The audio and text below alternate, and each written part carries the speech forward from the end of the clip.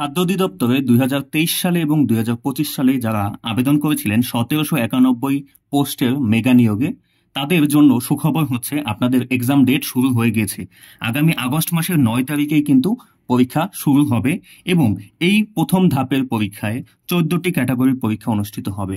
অর্থাৎ যারা একটু এই কম কম নিয়োগের পদগুলোতে আবেদন করেছিলেন, যেমন ল্যাবরেটরি টেকনিশিয়ান, ল্যাবরেটরি সহকারী, মেকানিক্যাল ফোরম্যান, অপারেটর, সহকারী অপারেটর, সহকারী foreman, operative, silo operative, mill operative, step door সর্দার, সহকারী millwright, vehicle mechanic, electrical foreman, electrician, এই 14টি ক্যাটাগরিতে যারা আবেদন করেছিলেন তাদের পরীক্ষা অনুষ্ঠিত হবে আগামী 9 আগস্ট এবং এই পরীক্ষাটা হবে টোটালি লিখিত পদ্ধতিতে পরীক্ষাটা অনুষ্ঠিত হবে এবং এই পরীক্ষাটা সম্পূর্ণ লিখিত পদ্ধতিতে পরীক্ষা অনুষ্ঠিত হবে। পরীক্ষার তারিখ আবারও বলছি 9 আগস্ট বিকাল 3টা থেকে 4:30 পর্যন্ত এবং অনুষ্ঠিত হবে ঢাকায়। লিখিত পরীক্ষাগুলো অলওয়েজ ঢাকাতেই হবে।